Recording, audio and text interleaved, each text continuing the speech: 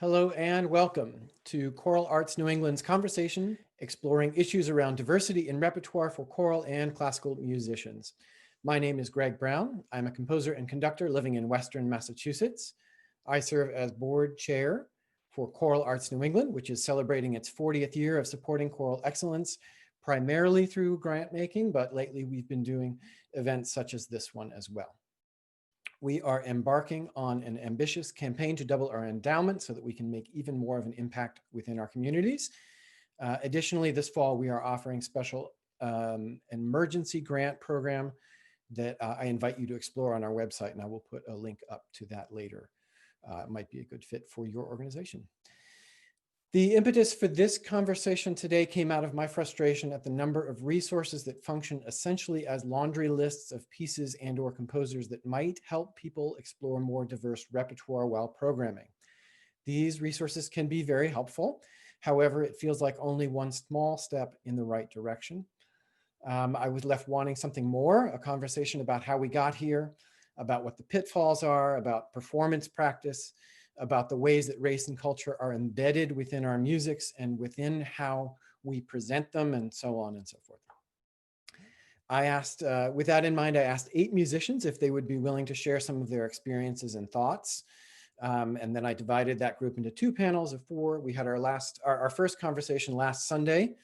That session is now live on YouTube.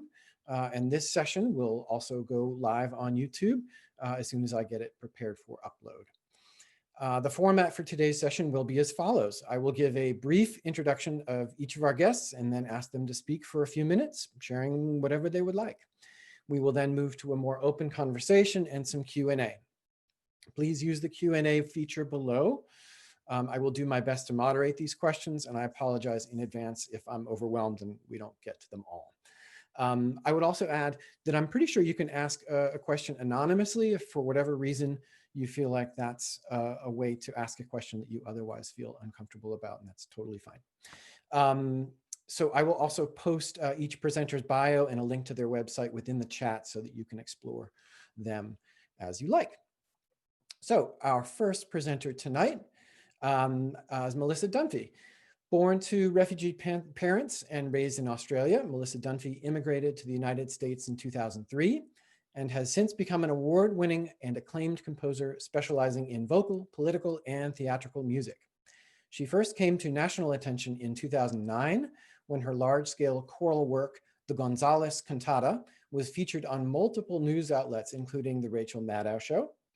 She is the recipient of a 2020 Opera America Discovery Grant for Alice Tierney, a new opera commissioned by Oberlin Conservatory set to premiere in 2023. Dunphy has a Ph.D. in music composition from the University of Pennsylvania and a BM in theory and composition from Westchester University. She is now a lecturer in composition at Rutgers University and the University of Pennsylvania. Welcome, Melissa. Hi, thank you so much for letting me talk about whatever I want on this program tonight. I'm really happy to be here. So we are all having this conversation right now, right, about diversity and inclusion and equity, and it feels like actually this year 2020 I mean, this has been a watershed year for so many reasons, right?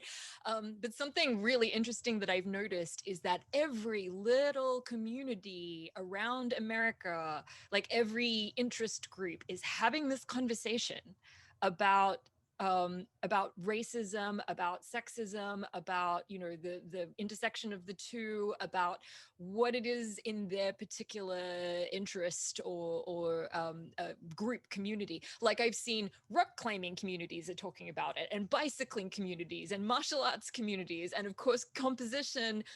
Music communities within composition, within vocal music, within opera, within chamber groups. I mean, it's incredible. It's wonderful. It is long, long overdue. And maybe something about the fact that we are all stuck indoors now with COVID, seeing these things writ large and finding the need to talk about them and looking at the protests that have been going on and seeing how visceral that is. I think it's been really galvanizing. But I've been on this sort of I've been talking about this for a while, I guess, in particular because I am a woman. I'm a mixed race immigrant who came to classical music as a child. It took me a really long time to decide to want to be a composer. I didn't start composing until my mid-20s.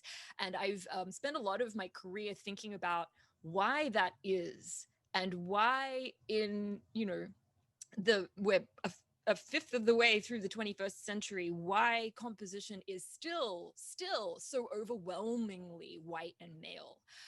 So that's something that's been on my mind for, the best part of a decade now, I would say.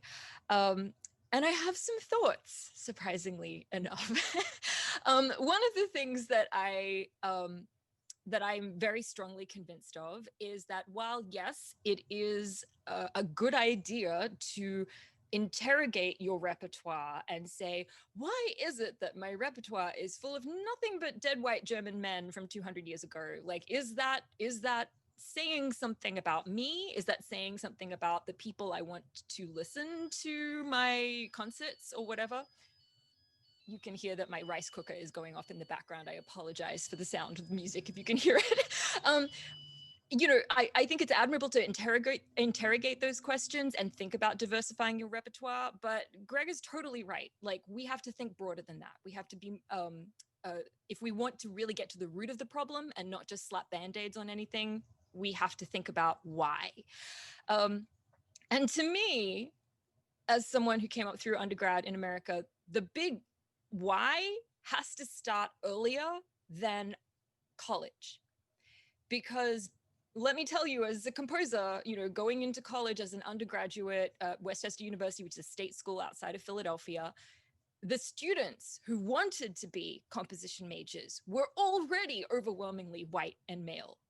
So you can put a ton of emphasis on college age composition. Like, you can have composition competitions that are only for women or minorities aimed at undergraduates. It's not going to help, because clearly something about composition has weeded out those candidates before they get to college.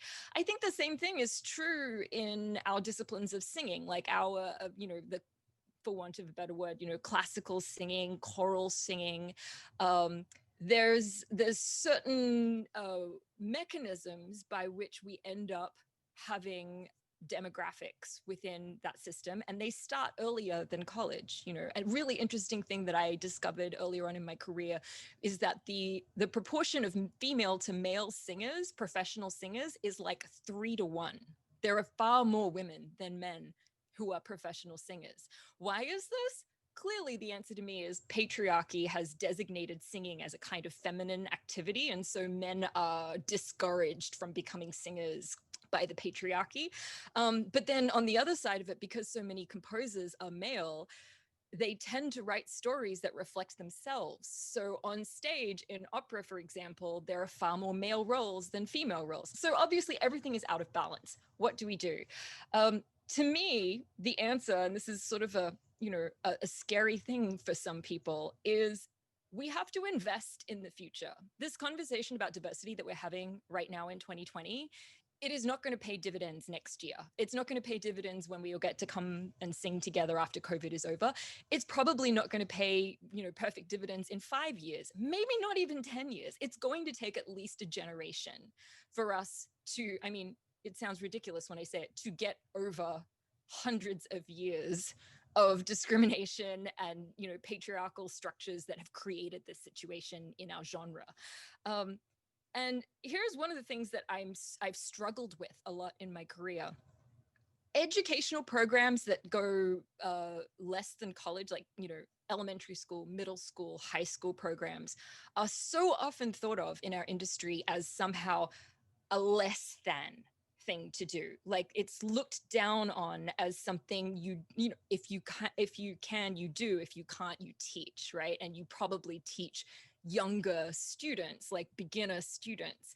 And I really want to push back on that, because I actually think that that is the most important work that you can do in terms of changing the future and thinking about how our industry gets better from the point at which we're at. One of the the results of thinking of educational programs at that age group as less than the professional is that these programs often get relegated, have you noticed, to women and minorities who are leading these programs, while men get the quote unquote professional jobs at the grown-ups concert kind of thing. I've actually experienced this myself in my composition career, where as a woman, I'll get the educational commission, and my colleague who has all the same qualifications as me but happens to be a white man will get the, like, you know, the commission that makes a lot more money. So I want everyone, if you're listening and you're open to these ideas, to sort of think about how we change that. How can you, if you happen to, you know, have the ear of a professional organization that isn't doing this work, push your organization to think about this work as not only valid, but actually the most important work that you can be doing right now. It's not commissioning, you know, brand already professional, diverse artists. It's about the next generation of artists and what they're going to be doing. One last quick thing: if you happen to be an educator of younger music students or beginner music students, can I please encourage you to think about composition not as something that, you know, the people who are drawn to it will just do it, but, you know, you're not going to encourage your younger students to do it, but as something that is integral to their music education. Something that I say a lot is that our discipline of classical music, you know, European Western art music, whatever you want to call it, is one of the only genres of music where the adherents are given basically no encouragement to compose or to improvise. And it's been this way for about 100, 150 years. At least 150 years ago, soloists were expected to write their own cadenzas. Nowadays, concert violinists just use cadenzas that other people have written. So I just want to, if you're a music educator and you have access to the next generation, the most important work, please think about what you can do to encourage your students to express themselves in our art form, because that's the thing that keeps our art form alive. And at least for me, as someone who, you know, who came to composition in my mid-20s, I think one of the main reasons it took me so long to think of it was that I just didn't think that avenue was open to me, because all of my heroes, all of the composers that I loved as a kid, which was Bach, Mozart, Brahms, Wagner, you know, all of these dead white German guys, they didn't look like me. I knew I wasn't part of that group. And so something within me self-selected me out of that, until in my mid-20s, purely by chance, I was given an opportunity to compose for the first time. And as soon as I was given that opportunity, it was like a light bulb went off, and I knew I had found my calling and that this was what I wanted to do for the rest of my life. So you can give that opportunity to someone far earlier, and really encourage them to compose as young students the way we all used to centuries ago. And, you know, it's been something that hasn't happened in the last 100 years. Lots of reasons for that. I can't get into it in a 5-minute speech. Everyone should compose, and that will make a difference in the future. I think that's pretty much all I want to say in the time that we've been given, but thank you so much. Thank you. Oh, I couldn't agree more. Like that the way that we separate sort of theorists and musicologists who observe and listen, and then the composers who actually create. That's just, it's a very strange line to draw. Yeah, we make it seem like it's magical too. Like composers just like their genius bubbles up and they just magically compose with their brilliant minds, when it's like, no, it's a skill. It's work. The same, yes, as anything else. It's a craft, indeed. All right, so now we're going to hear from Alex Temple. A sound can evoke a time, a place, or a way of looking at the world. Alex Temple writes music that distorts and combines iconic sounds to create new meanings, often in service of surreal, cryptic, or fantastical narratives. In addition to performing her own works for voice and electronics, She has collaborated with performers and ensembles such as Melissa Hughes, Julia Holter, Wild Up, Spectral Quartet, and the Detroit Symphony Orchestra. In 2017, she completed a DMA at Northwestern University and is now an assistant professor of composition at Arizona State University. Welcome, Alex. Hi, can you hear me? Great. Well, hello everybody, and thank you for having me here. I'd like to focus on specifically issues of trans inclusion, because I've noticed that even in existing conversations about inclusion, trans people tend to get left out. Particularly, there are a lot of conversations about sexism in the classical music world and the contemporary classical music world and the opera world that really proceed from the assumptions of dichotomous binary gender and a cisgender perspective. For anybody watching who's not familiar with the word cisgender, it means not trans. So cis is Latin for on the same side, trans is Latin for across. So that's where that comes from.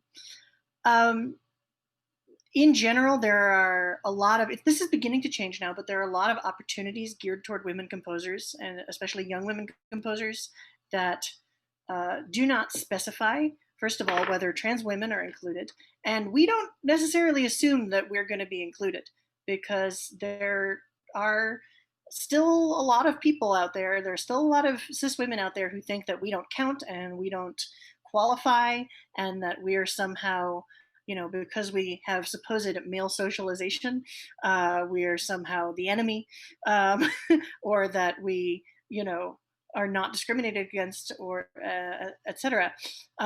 Likewise, there tends to be even less attention paid to other marginalized genders, to non-binary people, genderqueer people, agender people, and also to trans men, who don't necessarily have the same advantages that cis men do. One example that I've seen of this many, many times is that people will be talking about the gender ratio of attendees at a conference, or composers on a concert series or something like that. And they'll say, oh, it's 20-40, it's 50-50, it's 80-20. But what they really mean is it's 20-40-0, it's 50-50-0, it's 80-20-0. And I saw actually a graphic recently from Condé Nast Traveler. I don't even remember, it wasn't about music, but it was some similar pie chart of, how many men, how many women did something. And then it said, asterisk, non-binary coming in 2021. And that's kind of what it feels like. The trans conversation is always kind of in the future. And yes, we, Time Magazine said we had the transgender tipping point in 2014. And there certainly are more visible trans composers now than there used to be, but the numbers are still tiny, relatively speaking. And the result of this is that in new music, as in the rest of culture in general, we very often have to make do with cis people's representations of us, rather than being able to represent ourselves. And even some, relatively progressive works have this problem. I'm thinking, for example, about Laura Kaminsky's opera As One, which is an opera about a trans woman, and one of the librettists, Kimberly Reed, is trans. And it's, it's good. I don't object to that opera's existence or anything like that, but it's really just a step. And part of the reason is that first of all, it's a transition story, which seems to be what cis people always want to talk about. They never want to talk about, I transitioned 10 years ago. Where are the representations of people like me? They barely exist. If they exist, they're all written by other trans people.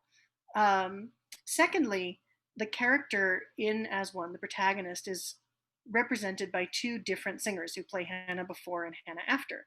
And because Hannah after is, I believe it's a mezzo role, that role is largely going to be inaccessible to trans women singers, because this is a thing that not a lot of cis people even necessarily know. If you're a trans man or a trans masculine non-binary person and you take testosterone, your voice deepens. If you're a trans woman or a trans feminine non-binary person, hormone replacement therapy won't change your vocal range. You can do it with training, but it is a long and slow process. You can do it with surgery, but it's expensive, and opera singers are not going to want to risk the possible complications of that. So that role is not going to be accessible to the vast majority of trans women singers. You look at the singer Lucia Lucas, very successful trans woman opera singer, and she's mostly ended up having to sing roles written for men.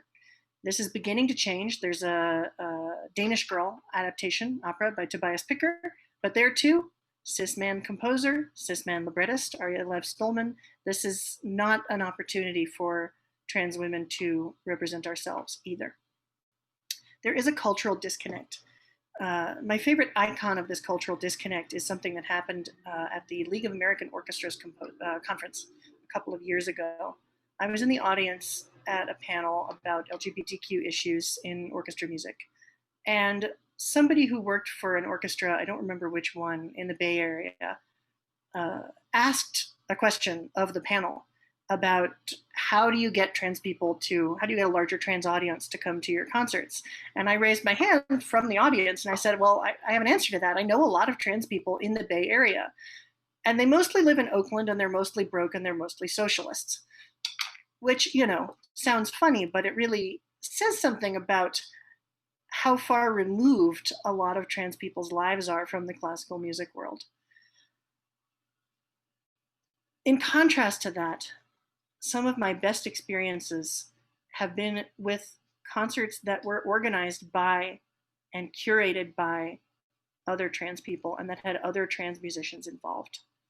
So for example, in Chicago, there is a label called Body Milk Tapes. I don't remember if this is still the case, but their Bandcamp page used to say, "No synth bros, bait the straights." So, you know, there's a certain kind of confrontational character. It's run by Hedra Rowan, who is a trans woman, and they don't only put out music by trans people, but that's sort of their focus.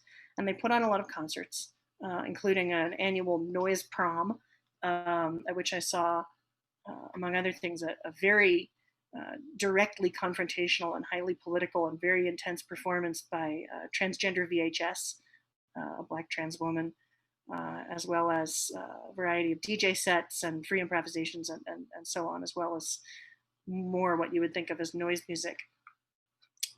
I performed at a concert of theirs about a year and a half ago. It was me and two artists named Kai Bell, a singer-songwriter with a guitar, and Nevi, who's a goth synth pop artist. And there were a lot of trans people in the audience. It was a very comfortable environment where people could talk in a sort of inside baseball sort of way without having to worry that, you know, nobody's going to have any idea what we're talking about.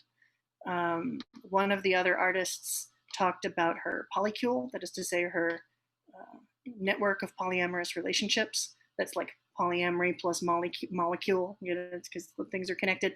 I performed a piece of mine called Imogene, a song cycle that I hadn't performed in years because I had written it in a very sort of early transition days, and it had used the lower register of my voice, which I don't use very often anymore. And I had become uncomfortable performing it. And I told this story to the audience, and I could tell the people in the audience understood this in a really personal way. And then I said, I haven't performed this in 5 years because of this vocal range issue. Long pause. But now I don't care anymore. And the room erupted in cheers. And God, I mean, you know, that can happen at a concert that's not, you know, primarily organized by trans people, but it sure was a different experience. Then last February, another great experience, Spectral Quartet and Julia Holter performed my song cycle Behind the Wallpaper, which I wrote for them some years earlier. This particular concert was at the Music Box Theater in Chicago. The other composer on the concert was Jean Kniffick, another trans composer.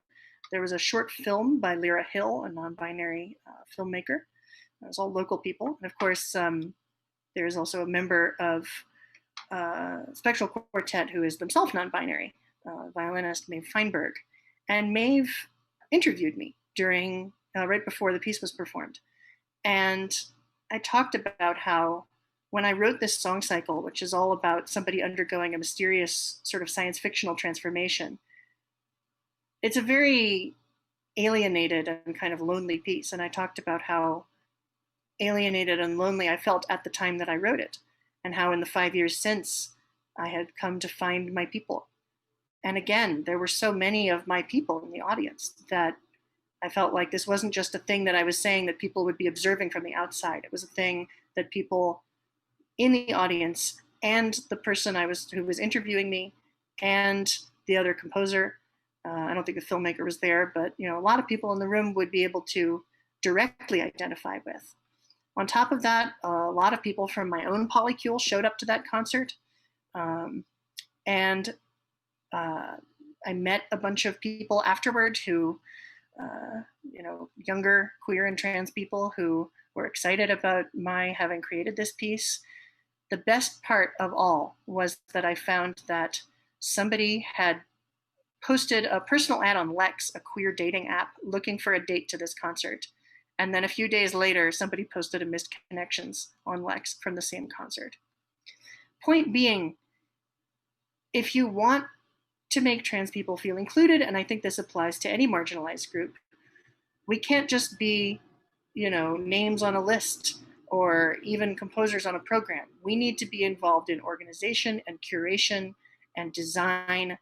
We need to be included at all levels of power and influence.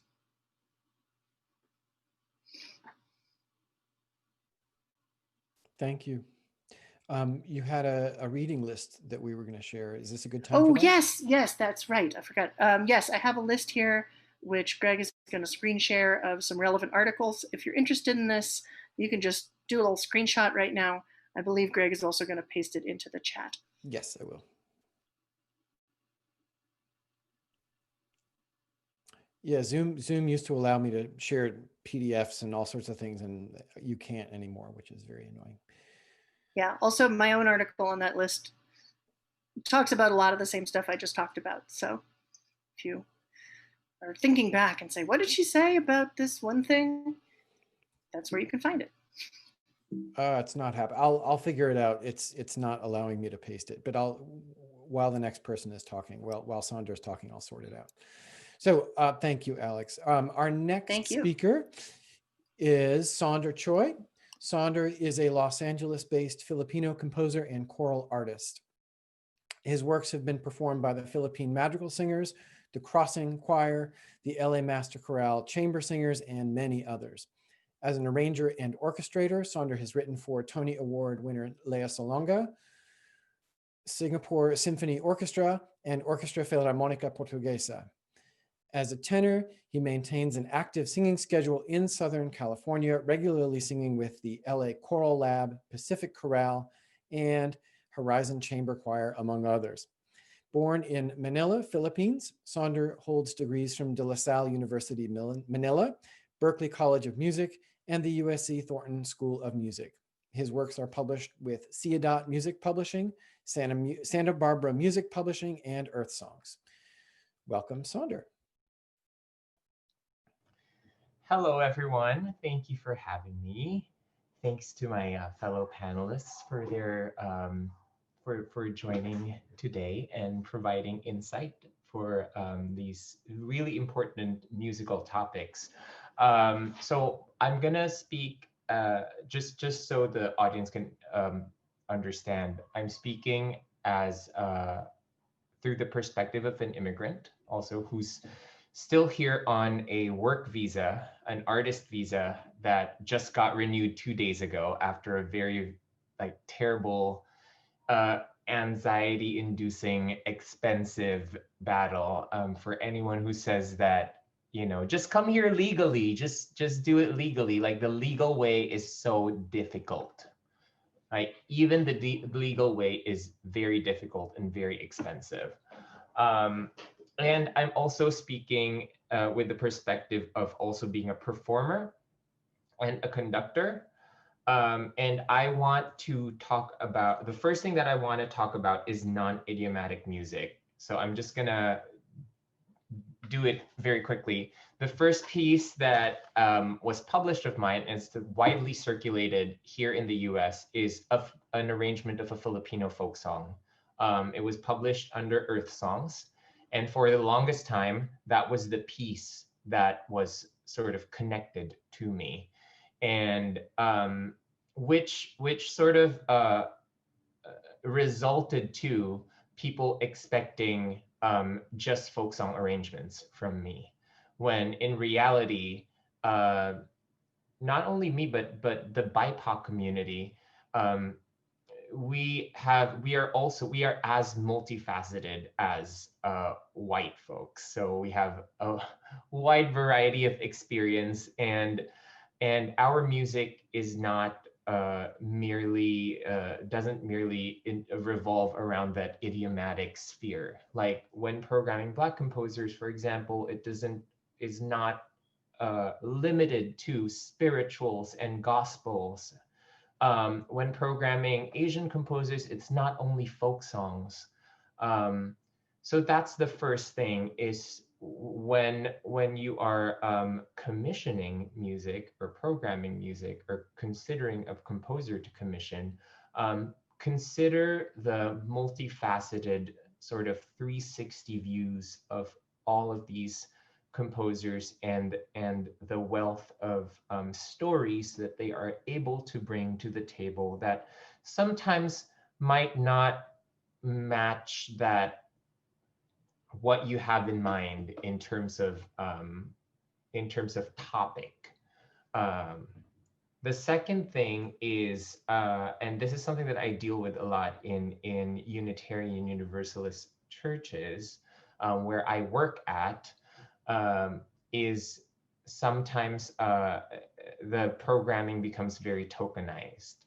Like, oh, look, I'm only programming this Hispanic piece during a Dia de los Muertos service, or I'm only programming Lift Every Voice in an MLK service. Like, in reality, all of these pieces are multifaceted, connected to the non-idiomatic programming. These are multifaceted pieces that are not only reserved for one single occasion per year, right? Like, you don't have to wait for Filipino American Heritage Month to perform a Filipino piece. Like, you don't have to wait for a Dia de los Muertos service to perform a piece to perform a Mexican piece. And I encourage everyone to start exploring music by BIPOC composers with BIPOC stories and sort of relate them to that everyday experience that we have right now, because the US is a melting pot, and we should be as inclusive of everyone else's experience and not just delegate like this month, this service, this concert for these people. The third thing is, I want to circle back to what Melissa said about education earlier, and I want to add to that is I encourage people to really challenge the music education that you grew up with, that I grew up with, which is typically very Western. Often we put this Western style of education on a pedestal, and everything else is below it, when really these are multiple systems that are as valid and as important as the more traditional systems that we grew up learning in school. So this might include, exploring Hindustani classical music. Maybe instead of using Kodai to teach sight reading, like maybe using Sargam, or maybe using the Takadimi systems to teach rhythm. Apart from studying Western music theory while I was growing up, I also played in a Chinese orchestra, and so I was also reading cipher notation at the same time, and I was also singing traditional Philippine music with the Philippine Madrigal Singers. So those the multitude of experiences only added to my own music education. I don't think it took away from anything. The last thing that I want, so music education, challenge yourself to find a way to include space, to provide space for non-Western styles of music performance and music education. Maybe not only in the theoretical aspect of it, but also in the listening aspect of it, because as composers, a lot of what ends up in our own art is our musics that we grew up listening to. These are our influences that inform our musical decisions. And in order for us to create more equity and to create a more global and non-insular view of music, we need to be exposing the youth to these different practices and validating these different practices as much as we value the Western music education system. Lastly, I want to shed a light on performers and trauma. So Alex touched upon this a little bit earlier, and I just want to say that this is not something that I really actively thought about as a performer until I experienced it myself this year. A lot of times when we're dealing with difficult topics like immigration,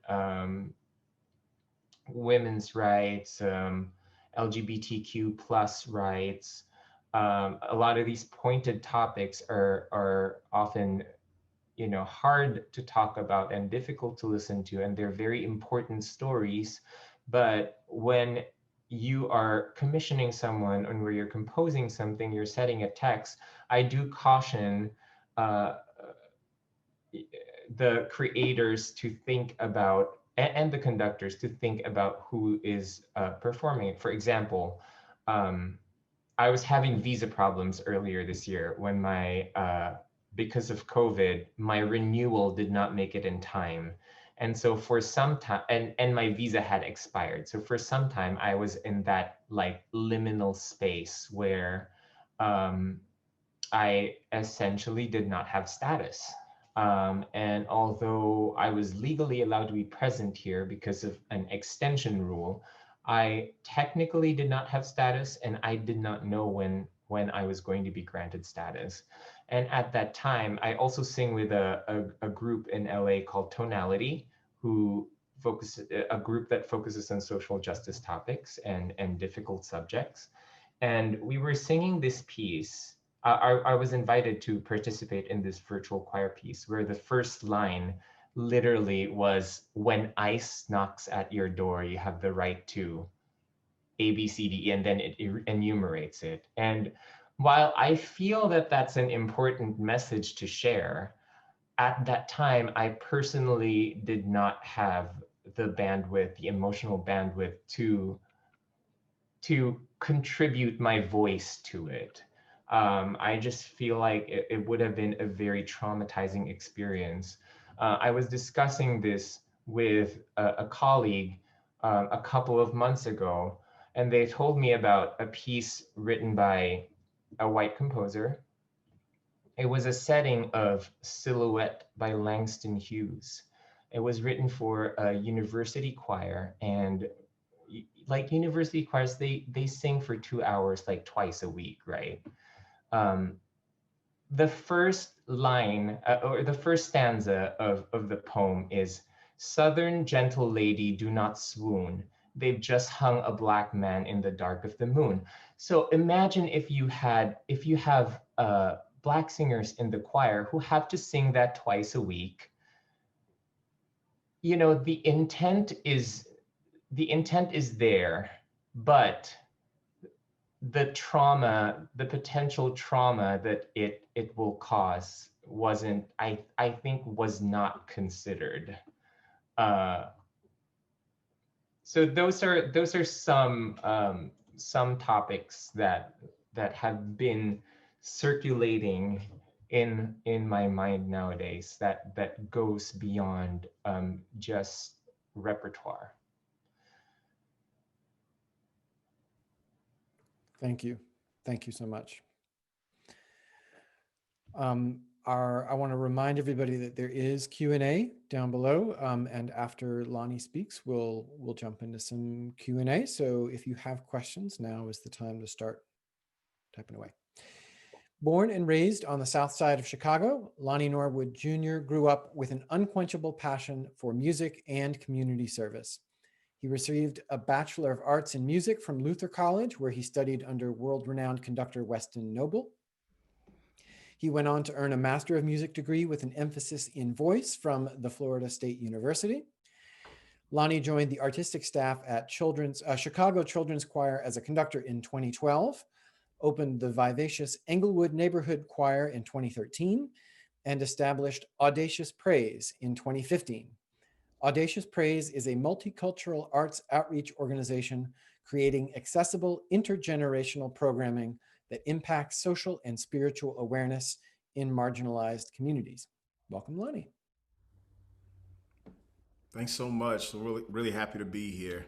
I'd like to just talk a little bit, give you some insight about gospel music as a classical musician, actually. So kind of go with me a little bit. I grew up Black Lutheran church and schooling on Chicago's often demonized South Side. All right. And this is where we sang anything from Handel to Kirk Franklin. I never realized that this was a rarity to be learning and singing styles, these so frequently and side by side. This was just something I was reared to do. And it wasn't until I got to college that I began to realize that, wow, music education is so polarized. And I look back and I wonder sometimes, how the heck did I survive the cultural limitations that were forced upon me, where nearly every stitch of vocal music education, with classically influenced, at least 95% of what I did was classically influenced. And the handful of, say, spirituals and gospel music or others or anything else, world music that we did, what we learned was so poorly taught, so poorly and offensively taught. And to add insult to injury, the teacher was, they were ministering instruction from arrangements that were done poorly by white men. All right. And they were imposing Western regulations to that absolutely had nothing to do with the music that's been embedded in this culture for years and years and years. And it totally added nothing but took away from the music. And I recall appealing at this time, and this is a whole culture shock for me, by the way, because I'm the only African-American man, period, male or female. I'm the only African-American represented in my music department and in my choirs. And at one point, I was just like, okay, enough is enough. I need representation. I went to the music department head and I said, I want a gospel choir here. I don't know who I thought I was, but I knew what the motivation was. I deserved to be seen, to be heard, to matter, to have my culture included.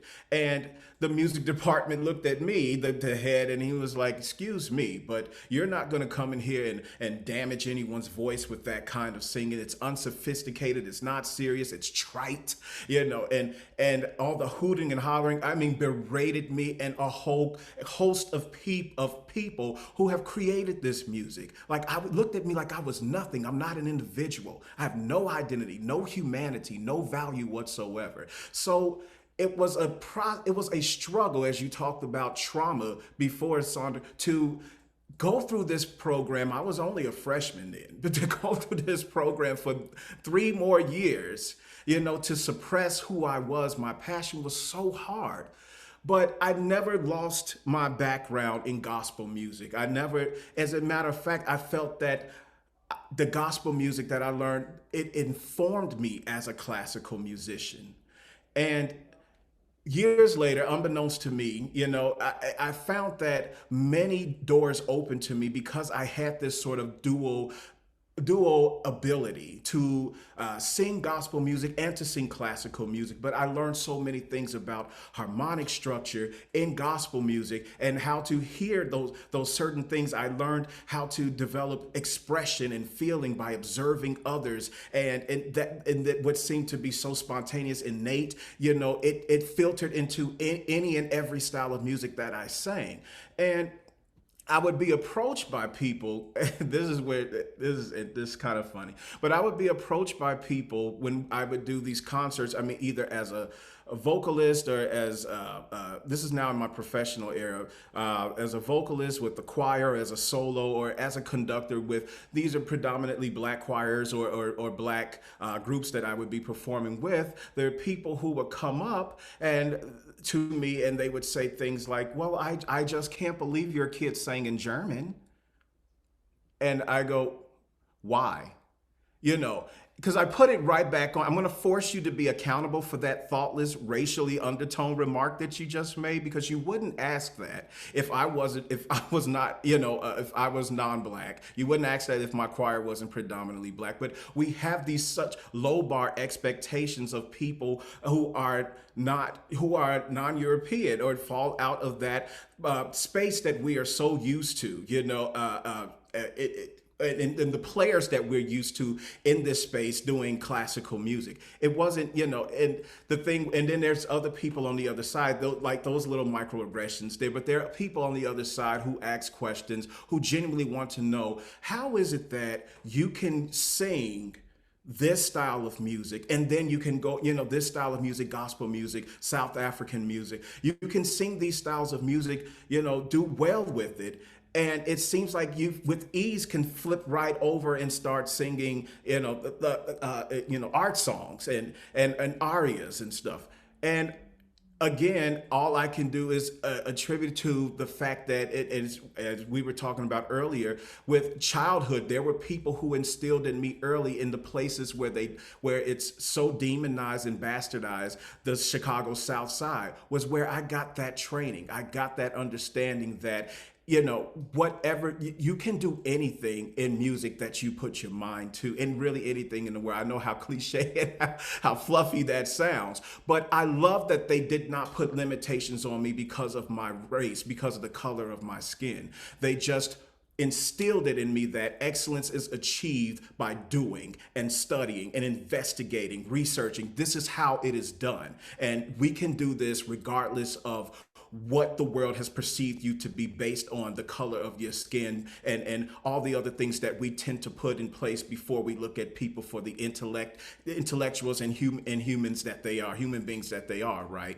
So, I mean, I considered all of these things. I'm getting to a point, I promise, I'm sorry. But I considered all these things that I was going through and how it just had sort of a unique crossing into, everything's interwoven, and then everything's moving in and out, weaving in and out from classical fields and gospel fields, and I continue to do that today. But there were people who genuinely want to know how I'm doing it, and they want to know how they can do it, and they want to be able to, then they're saying to themselves, man, I realized that coming out of my collegiate experience and entering the real world as a vocalist, as a music educator, and being now responsible for the next generation under me to teach them these things. Why did I not get this, and where do I go now to get this information? I feel like I've missed out so much.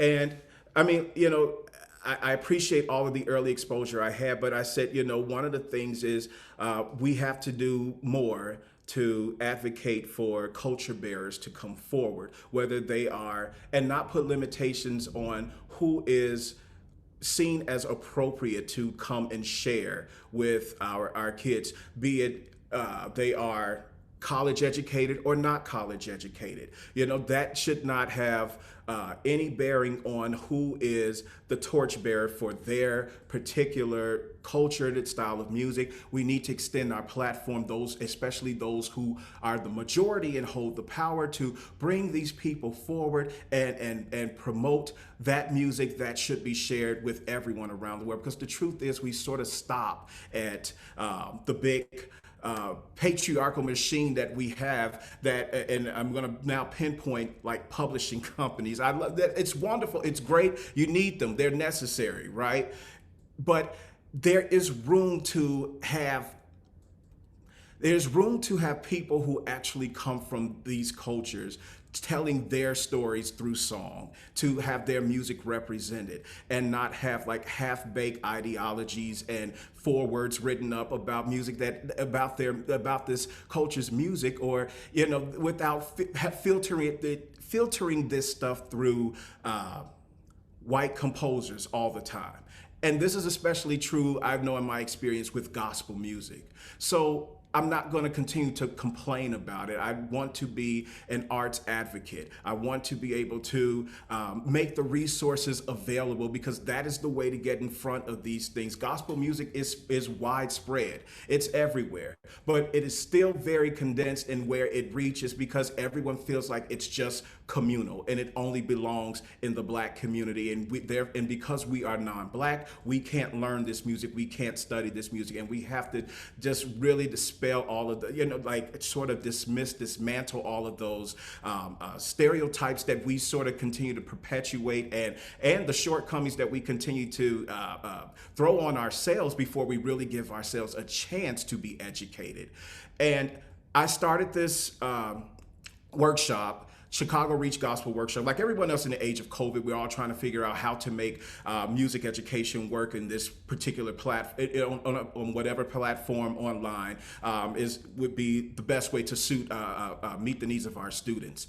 And I was very fortunate to be able to take this idea of starting a gospel workshop that would address conducting, music directing, how that is done, to address improvisation, and to address the theory behind gospel music as well, and to talk about its early histories with the ring shouts and the field hollers and the work songs that are most akin to the West African tribes who were all represented in there, to talk about the African American vernacular English. This is why, another thing a lot of choirs will say, choir directors, why don't my choir sound like the Black choirs? Because you haven't studied the Black sound. So we need to break down, that's probably part of it, you know? So we need to be able to, I have this space now where I'm able to break down what vernacular is, how to use the dialect without it sounding like an imitation, but an emulation and and more of a very specific study. So.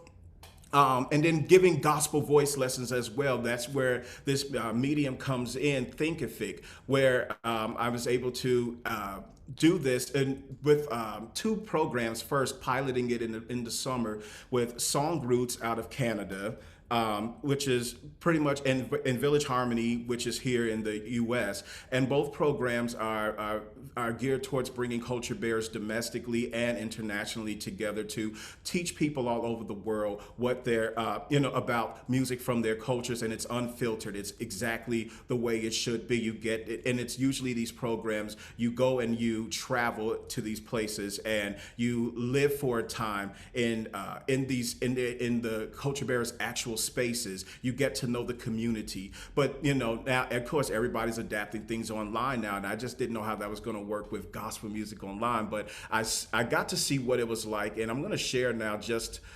briefly what I'm designing with Thinkific. This program, Thinkific, for online learning. It really gives me a great way of organizing how I want to, all the resources that I want, from journal articles and from,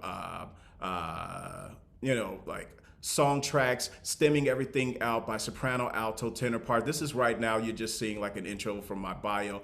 I have a Zoom link up here for our rehearsal spaces. So I'm going to be doing rehearsals on Zoom where I can have everyone come in while we can't sing together. Of course, we'll be able to do one-on-one voice lessons over Zoom, and we'll be able to have rehearsals where all the materials that are listed here for that specific week, we'll be able to reinforce, teach the parts, go through phrasal work. We can ask questions, have in-depth conversations about the historical context behind what we are sharing. And I'm able to just do a really clear canonical order timeline of what, this is just a small foretaste of what I'm doing. It's not a complete comprehensive list or anything like that. But being able to show, like I said, embedding JSTOR articles up here about ring shouts, and being able to talk about, show videos where people are explaining vernacular, how it works into the Black sound and how it has continued to stay in it today in our music. And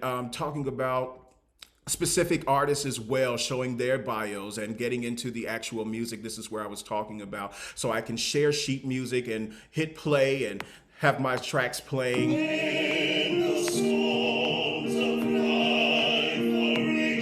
So I can talk, and then I'll be able to talk about all the different periods of Jubilee singing and Jubilee quartets, and when we got into when it started changing into the down-home Southern gospel songs, and how the sound sort of changed a little bit. And I can, again, like I said, put the lyrics in, play the words, add reference recordings. It's great. It's wonderful to organize this way. It just gives me a chance to take the time and slow down and talk about things that in my day-to-day probably I couldn't cover as well. But I've found a way to adapt. It's not perfect, but this is a program that allows me to bring the resources and my culture that is of value and important to me, and has given me what I feel was the groundwork for my classical work. I get to share, this is how I learned how to do melismatic singing. This is how I learned how to find those sort of unseen harmonic ideas, within even simple structures, simple harmonic chord structures. This is how I was able to train my ear to hear where the chords were going. This is how I was able to understand how three-part harmony works or four-part harmony works, and anticipate what was going to happen next. All of those things I can talk about because of gospel music with classical musicians. So I'll shut up now. Thank you.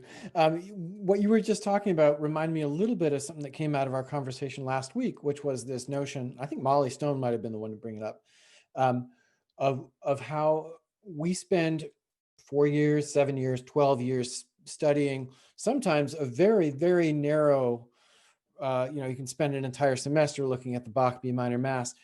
How many days, hours, minutes did we spend in class talking about gospel music? Zero. And that's kind of shocking. I feel like I got more of it in history classes than I did in music classes.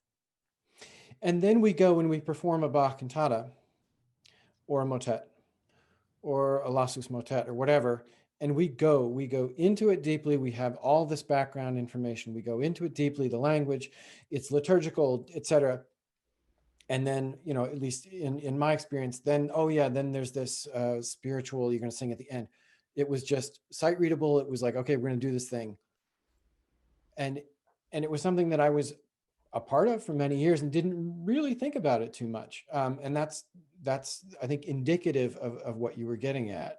Mm-hmm. I have to add that I had the opposite experience in undergrad, just because I went to Berklee College of Music, where that type of music is talked about, and we do have classes on those, but the number of the amount of shit that I got from New England NEC students while I was going to Berklee, it's just, it again, it's looked at as lesser than, that's why I was getting shit, because here they are, a classical music conservatory studying music of dead white composers. And here's Berklee, studying the music of the now, learning about gospel music and R&B and all of these popular musics that all have African roots. And it somehow is looked at as lesser than, when in reality it's not.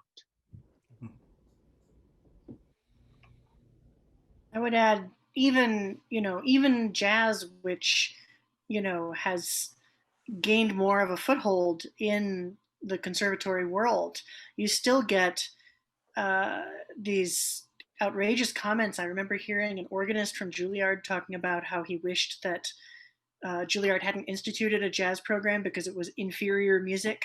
I remember going to the Midwest Composer Symposium and hearing somebody on a panel say that improvisation is just for composers who are too lazy to actually write music. I mean, all this outrageous stuff. And, those experiences were 15, 20 years ago, and maybe they're less socially acceptable now, but it's absurd that we're even still having this conversation. It's totally absurd, and especially absurd when my gosh, that improvisation one really hurts me at some level, because I think of the fact that through no real fault of their own, so many classical musicians are unable to improvise because they have never been given the opportunity. Like, especially, I grew up playing stringed instruments, and the number of string players who not only can't swing to save their life, but if you gave them an instruction to play anything that isn't specifically on the page, they wilt, they freak out. It's like the end of the world. They cannot do it. And to me, that's a tragedy. I mean, it's terrible. Like, think about, I always bring this up as like the fact that in rock music, they look down on musicians who only play other people's songs. Like, if you're not a real musician, according to a lot of rock musicians, if you're not writing your own music. And I used to reply, I was like, oh, so Yo-Yo Ma isn't a real musician?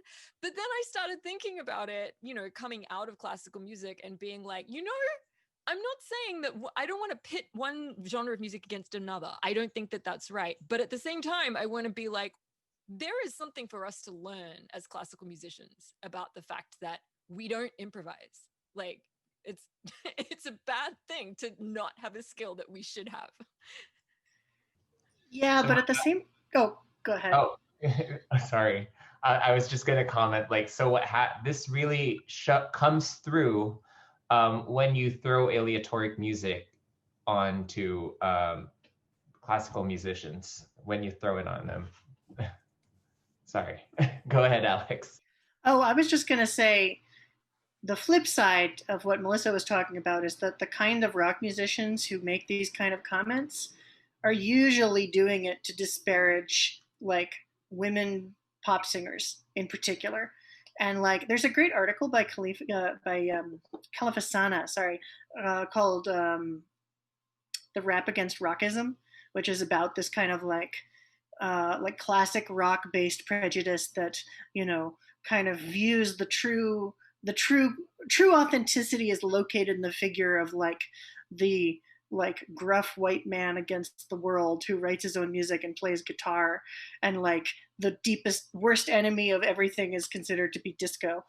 I'm so with you. I'm so 100%. I know, which is I why know I you are. pushed back on it. Like, because I would find these like super sexist, racist. I mean, if you're going to put, these white rock musicians who were saying this stuff. And so I would push back at them with the example of Yo-Yo Ma, because I was like, nobody can argue that Yo-Yo Ma isn't a musician.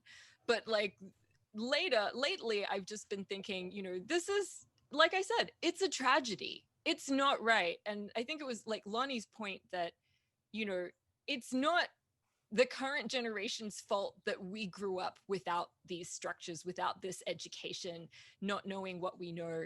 It's not music teachers' fault that they're not teaching composition because they've never been taught composition. They have no idea how to compose because they've never been encouraged to do it either. So it's like, how can we change this going forward? We just truly need way more representation at the helm, of this big system, because again, the infrastructure really only makes room for the white patriarchal idea of what is appropriate in terms of music education, what kids should be learning. And we're not going to be able to make any changes until we, my friend would say, blow up the system. We have to do it. Seriously.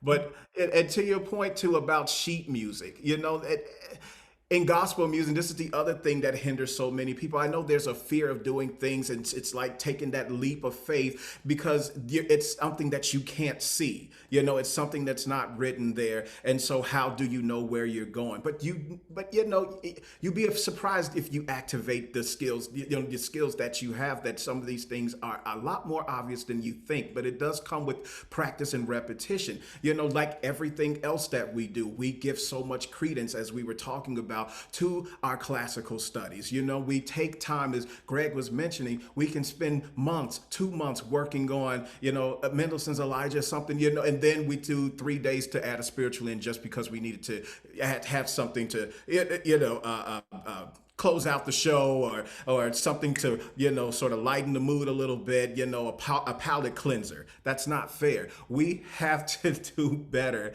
at understanding that, especially as it pertains to sheet music, that it is a template. It is maybe at best a small idea of a starting point of where to go, but it should not be the gold standard of any performance, because it can't tell you how to really, I mean, it can give you rules and stuff, but sometimes those rules are so mechanical. It takes everything away from the music. But you know, it can't tell you how to feel, how to express, and things like that. You know, I don't know. It's so many things to talk about along that line, but I have a lot of I don't know. It just gets a little fearful for me when people put so much emphasis on sheet music and in gospel music and world music as well, which is another thing. There are traditions like South African music that may not, especially the folk songs, that do not ascribe to that kind of Western notation, because oftentimes with gospel music, with music like that, I mean, it doesn't even ascribe to a Western notation system, and sometimes it's too sophisticated. Rhythmically, it's too complicated to even fit in those kinds of structures, you know? So it's You're just so actually much like losing something if you write it down. If you write it down, right? you're losing it so much. I mean, even with Western music, Yep. like what's on the page is actually like a reduction of what the performance practice is. So yeah, I'm with you. I learned that I was in an a cappella group as an undergrad and did a lot of transcribing and arranging.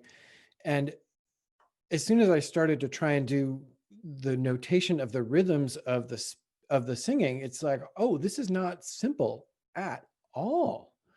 The other thing I was going to mention is that Frank Zappa has this wonderful quote about sheet music, and that's that it's a recipe. And unless you're very weird, you don't eat the recipe. You use the recipe to make something. Well, it's funny you mentioned that, because many years ago, Catherine May Nelson and I did a little performance art piece in a class during my DMA. We asked the rest of the class to write some species counterpoint for us to sing, and then instead of singing it, we ate it. Knife and fork, salt and pepper. It was called "We Are Full of Art." Love it. Right, so it's really, I didn't know that Frank Zappa was the progenitor of the recipe metaphor, because I've been using it, like, I swear I didn't read it from him first, but I remember using it at a children's concert. I wrote a piece for orchestra where I talked about the role of the composer, and I said, I'm just writing a recipe, and we have the head chef and a ton of sous chefs, you know, as the orchestra and the orchestra members, you know, and they're the ones creating the food. So, you know, what I was basically trying to de-emphasize in a lot of ways what the composer does, because especially in orchestral music, there's this idea that we put the composer on a pedestal and we're like producing an exact facsimile of the brilliant thoughts that were coursing through the composer's brain, where I'm like, composition is fundamentally a collaboration. Like, you are collaborating with a performer. So it's not about me. It shouldn't be about my intention for me personally at all. I'm like, you find what you think the music is about and add yourself to it, and then we'll see what happens. You know, I was just talking with a couple of musicians this morning about a future collaboration, and I was asking them all these questions like, you know, what do you like about playing new music? What are your favorite techniques to play? What do you not like? You know, what are some composers you're into? What are your specialties? And they both said no composer has ever asked us this before.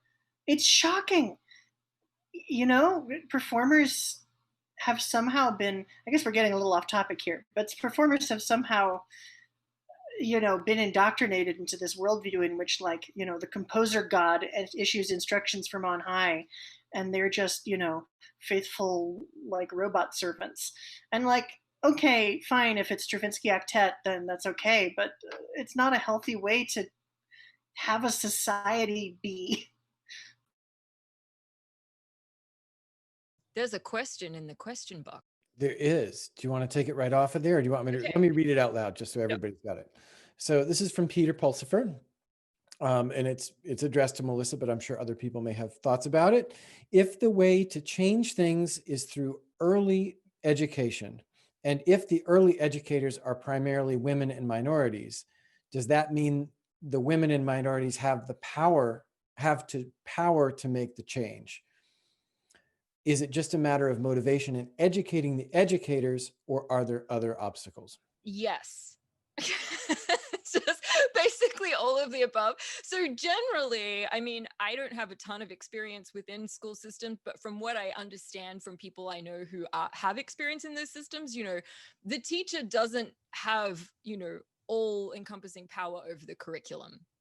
And there's a whole, testing and examination process that they have to follow, which precludes them from being able to branch out. I've heard at the college level from professors who say that they're basically teaching double the curriculum because they have to teach a certain curriculum, that their college has handed down.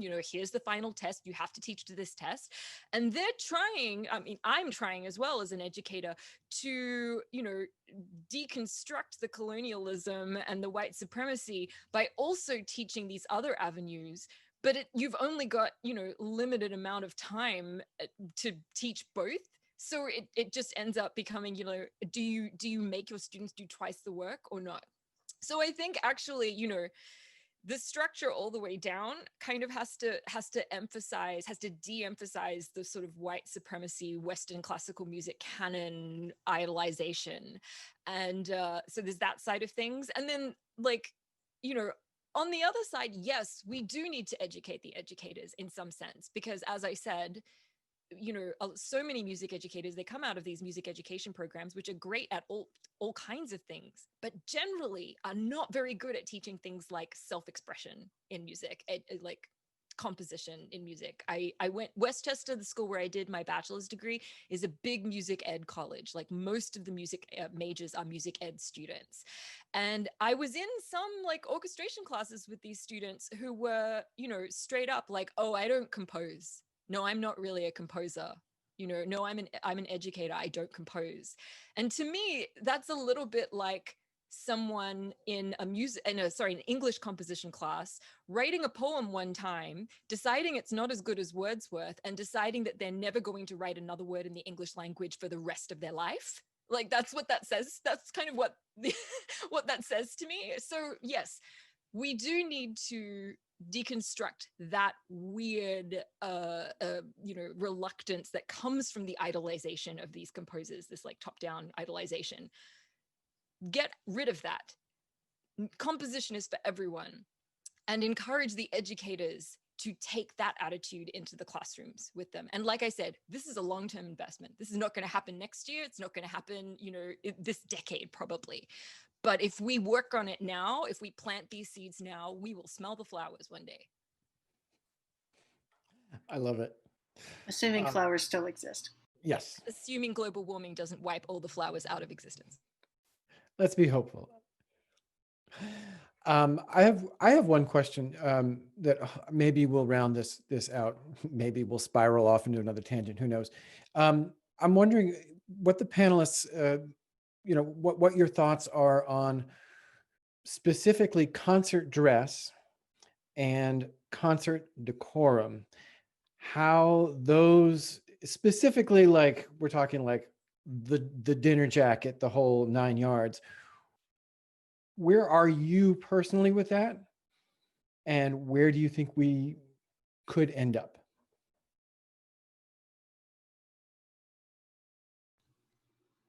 I guess I'll jump in here.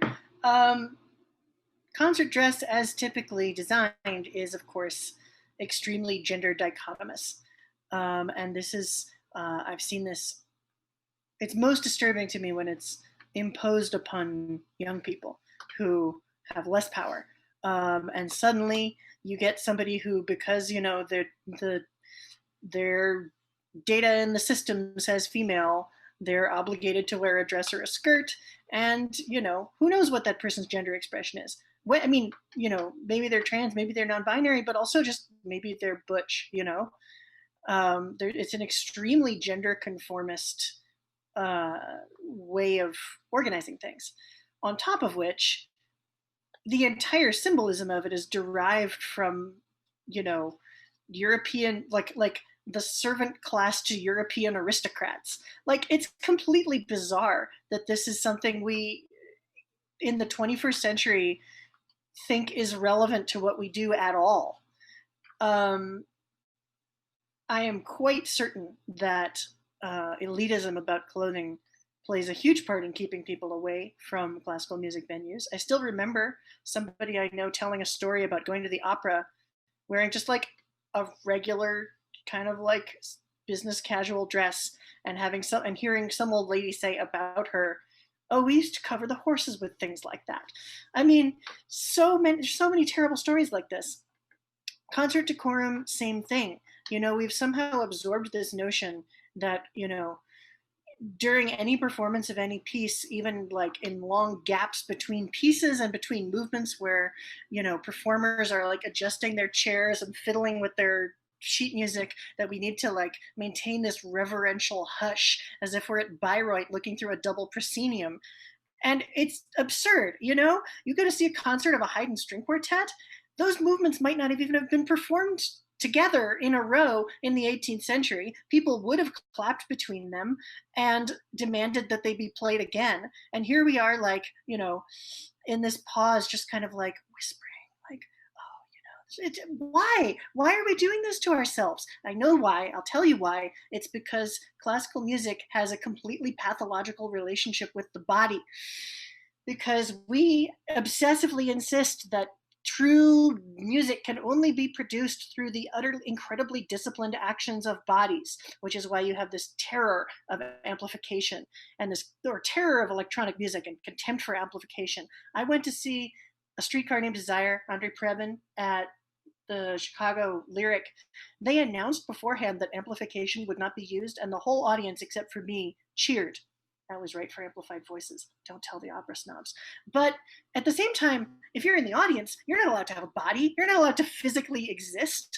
You know, I saw the CSO do Turanga Lila. That's an incredibly visceral, physical, you know, as many critics have even said, erotic piece of music, and I'm moving to it. And nobody else around me is moving at all. They're completely stock still. They're doing the standing still, the brand new dance that everybody isn't moving to quote the Dismemberment Plan. And this body-mind separation, it's like just this like leftover Descartes nonsense. You know, it's, what century are we living in? Why are we trying to split ourselves off into dichotomies that crush the rhizome of human experience? It's terrible. Change all of it. That's where I'm at. It's also like this weird white supremacist thing as well, right? Like there's this idea that, you know, people who don't come through a European tradition are more likely to dance, are more likely to move, are more likely to holler and shout and clap and do everything that you feel the urge to do. Like, I think there is nothing, you're so right, I'm just going to add to it. There's nothing more awkward than when you have a piece that ends in a big high note and it's like a middle movement. So everyone is just sitting there super quiet afterwards. It's like the most awful, awkward moment at any concert. And I love, as a composer, the best high that I get is when I write a middle movement of something, or I have a piece on a program that is like not supposed to be clapped after because it's part of a set and there's more coming after, and it ends on such a massive note that the audience just erupts into clapping, and, you know, one person just starts and everyone's the best moment ever. But then I think, like, why should it have to be a transgression to do something like that in between movements?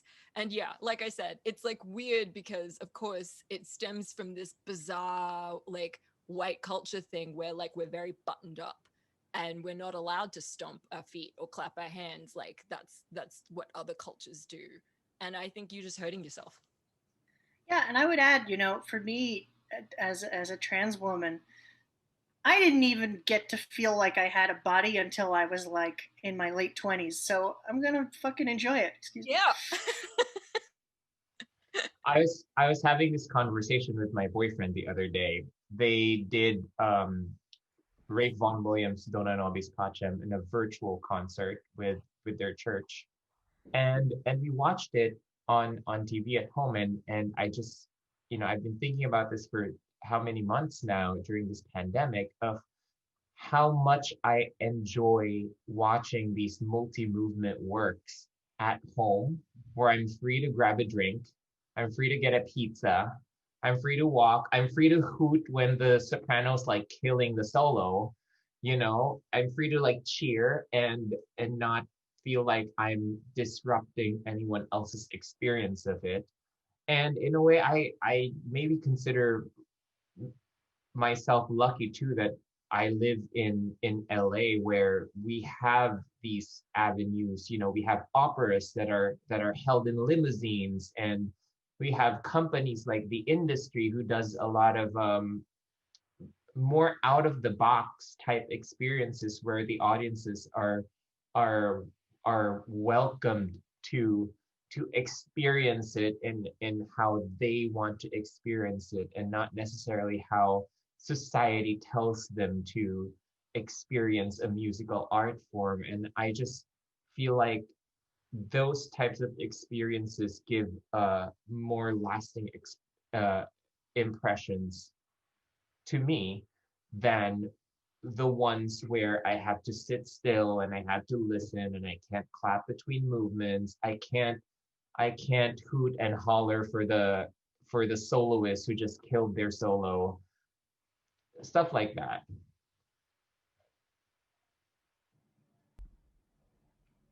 I can say for sure that, well, actually, I have more of a question than anything else. Do you all know of any children's choirs who are actively taking steps to sort of blur the binary when it comes to uniforms? I know my organization a few years ago, Chicago Children's Choir, took steps towards that, and I was, much to my excitement, I was very, very, very pleased to see them making such progressive steps, and so were our transgender students. But it was like a hard battle with some of the kind of old school folks who were just like, well, it's gonna mess up the aesthetic. I want to see everybody, you know what I mean? I want to see everybody looking this way, and everybody should look this way, and it's gonna throw off numbers because I have to have so many girls in girl uniforms in this formation, and I need to have so many guys on this side in this formation when we do our choreography. And it was just like, shouldn't we be putting the students first, and what makes them comfortable? And I think sometimes still, and then there were the comments that were just scary about people still assuming that the transgender singer was gonna wear what correlates with their, like, assigned sex at birth. And I was just, those cringy moments you just want to kind of die to yourself when you hear these things. But yeah, I'm just curious. But I mean, we've definitely made great steps. I'm really proud of that. Do you know of any other children's choirs who are doing it, and what maybe would be your advice to anyone who might be a music educator, and this sort of thing it comes up? I've definitely seen at like ACDA, and I would have to go through my programs because, of course, at ACDA, you see like 27 choirs a day and you don't remember who is who. But I've definitely seen a youth chorus. I feel like West Coast, like either Northern California or maybe even a Canadian, like Vancouver choir, that were wearing like, basically shirts and pants, like unisex outfits, but the kids get to sort of add their own flair with a colored something, you know what I mean? So, and they can choose to do whatever they want with that colored something. And it's like, I understand the need for uniformity of look in a choir when there's sort of a psychological like uniformity of sound, uniformity of you know, this community bringing together, and you want to look the same, you want to sound the same. But I feel like there's so much more room than everyone wear a tux and a really uncomfortable polyester dress, like that doesn't fit right under your armpits, and you can't lift your hands above like elbow level. Like it's so, why are we doing that? Why are we doing that to our youth? And it makes them not like choir. So, you know, I'm kind of like, yes, we totally need to reform that. And the only reason we've done that is tradition. I mean, the other thing is like choir robes, I guess, are unisex. And I have mixed feelings about like the choir robe thing. What do you think about choir robes? I would just speak up as somebody who has fairly bad allergies. Robes are the worst because they sit in a closet for 3 months and you take them out and it's like taking a dust bath. And the moment when I need my voice the most is when I am fighting not to sneeze the entire time in my, so please, no robes. I mean, I would say if you want to create a consistent aesthetic and you don't want to like enforce genderedness or, you know, moth robes on people, a color scheme is a great way to do it. So like picture a choir of Melissa Dunphys, because Melissa, if I can use you for an example here, I would say like 80% of your outfits are some combo of black and white. Yeah. So like if you just put a bunch of you wearing different outfits that you've worn at different times in a choir, they'd all have a consistent color scheme. And also matching hair, but you know, that I'm not going to say that we should require students Everyone wears match their hair color. Everybody, yeah, no. But like a color, you know, everybody wears black and a blue accessory. Everybody wears, you know, red. I don't know, you know, make something up. But I think beyond with choir, there's a whole other host of gender problems having to do with the fact that we divide the choir into these 4 ranges, which are heavily gendered terms in the first place. You know, when I now, to be fair, I have not written. It's been a million years since I wrote choral music. Not even sure why I'm here. But I've written a lot of vocal music. And when I write vocal music on the score, I don't say for mezzo, for soprano, for baritone. I just put range, you know, F#3 to you know, E4, E5 or whatever. Not F#3 to E4. That's funny. I think that the gendered terms in choirs, they are trying to change. You know, there's been in the last couple of years a real push to, you know, let's not say women's chorus, let's say treble chorus, let's say high voices, let's say low voices. I actually think like the terms like mezzo and soprano are very funny because they're actually male Italian names for what is now female voices. So actually, I'm kind of like, there's some wiggle room there. Well, and if you talk to Bryn Solomon, they've talked about this a lot and wanting to redefine it so that, you know, baritone doesn't necessarily mean male. And like you could have, you know, I mean, like I think Lucia Lucas is a baritone, you know, she's a woman, she's a baritone. Okay, what's the problem here? Totally. But yeah, the problem is that you can't just say this is now a treble choir. You have to actually include people of other genders.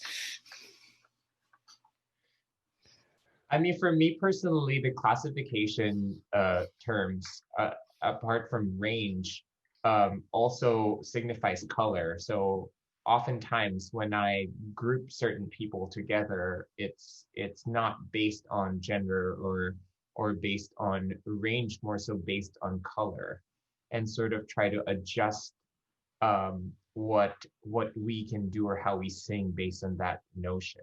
You're talking like vocal tone, not like like timbre. Yeah. So like here's the bleachers for the death metal growlers, and here's the bleachers for the like glitch processed singers, and here's the bleachers for the like breathy non-vibrato indie pop singers, and here's the bleachers for the soul singers. And I mean I would write for that choir. That'd be amazing. All right. Well, we are at 9:30 Eastern, and I want to make sure we let people get on with everything. And I just love the fact that I could call 8 people actually, and sort of have this sort of loose notion of wanting to talk about stuff, and have them all say yeah, and not only say yeah, but to come together with such open and good hearts, and to share with their whole self and with their whole experience, and to meet some new friends. Alex and Lonnie, it's really lovely to meet you and get to know you a little bit. I hope to see all of you in real life at some point. These little conversations have functioned sort of as those random get-togethers you have at conventions where you're like, oh, hey, let's go get the coffee and do the stuff. And I miss that. And so it's been a joy to do that virtually with y'all. And thank you, audience, as well, for being here. If this is something that you in the audience found helpful or interesting or infuriating or whatever, there will be a YouTube of this, and I encourage you to seek it out and share it with people you think that this would be useful for them to see. So I wish you all a good night. Take care of yourselves. Take care of each other. Oh, and a good night from Squee the trans rights octopus.